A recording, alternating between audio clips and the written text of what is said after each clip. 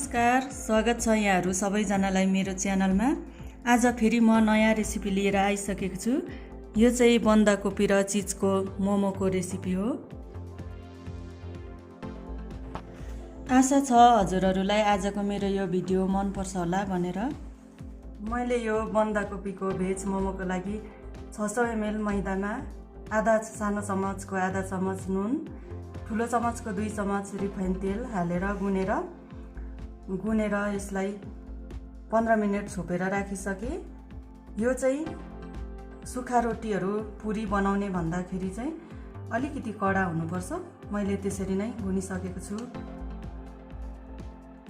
यहाँ चाहिँ मैले 150 ग्राम चिजलाई चाहिँ कोरेसो गरेर राखेको छु र यो 40 ग्राम जति चाहिँ बटरलाई पनि कोरेसो गरेर राखेको छु। यहाँ चाहिँ 40 ग्राम जति अदुवालाई मैले मसिनो चप गरेर राखेको छु। यहाँ चाहिँ मैले आधा केजी बन्दाकोपीलाई मसिनो चप गरेर काटेर अनि सानो चम्मचको 1 चम्मच नुन हालेर फिटेर राखेको थिएँ र त्यसपछि चाहिँ आधा घण्टा जति राखेपछि मैले यसलाई पानी हटाएर निचरेर रेडी गरेर यहाँ राखेको छु। यहाँ चाहिँ मैले अलिकति 20 ml जति रिफाइन तेल रेडी गरेको छु अनि सानो चम्मचको आधा चम्मच यहाँ चाहिँ अजिनामोटो पनि रेडी गरेको छु अनि स्वाद अनुसार नुन रेडी गरेको छु।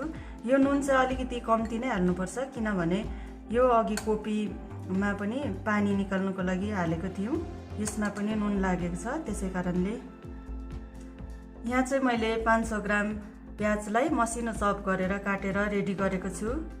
अब चाहिँ हामी यो मोमोको लागि चाहिने सबै सामानहरू यो एउटा प्याज भएको भाँडामा नै मिक्स गर्दैछौँ।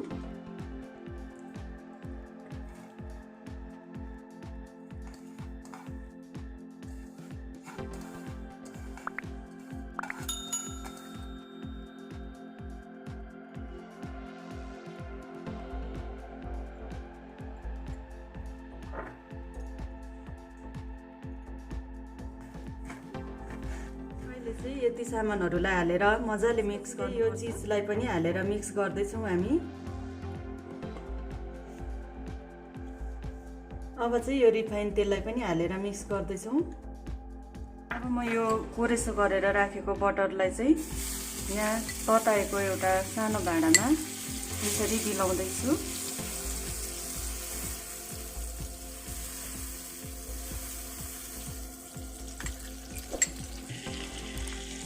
यो मिलाएको बटरलाई चाहिँ म यो अघि रेडी गरेको किमामा हाल्दैछु।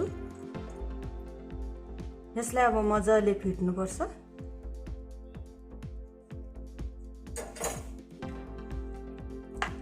यसरी मजाले मिक्स गर्नुपर्छ। यसलाई चाहिँ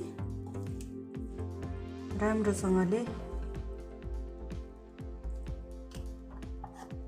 यसलाई चाहिँ अब मसिनो डल्ला बनाउनु पर्छ। डोलाई चाहिँ यसरी मसिनो छुट्याएर चाहिँ यसरी डल्ला पर्दै राख्नुपर्छ। अब चाहिँ यसलाई यसरी सानो पुरी रोटीहरू बनाउँदा जसरी बेल्छ त्यसरी नै बेल्नुपर्छ। सुक्खा पिठो अलिअलि छर्किँदै टालिन्छ भनेर।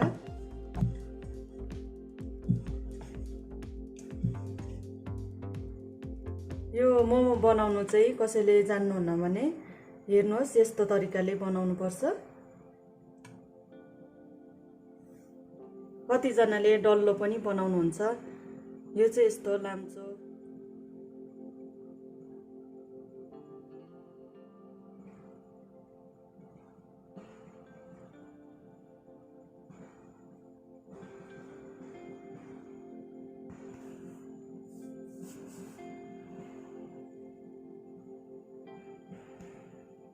यसलाई चाहिँ हामीले पकाउनुको लागि राखिसकेको छौँ।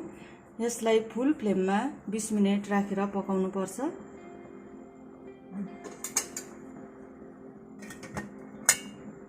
अब चाहिँ यो मोमो एकदमै रेडी भइसकेको छ। यसलाई म एउटालाई चाहिँ टेस्ट गर्दैछु। यहाँहरूलाई आजको मेरो रेसिपी कस्तो लाग्यो कमेन्ट गरिदिनुहोस् होला। साथै लाइक, शेयर, सब्स्क्राइब गर्नु नभुल्नु होला। धन्यवाद।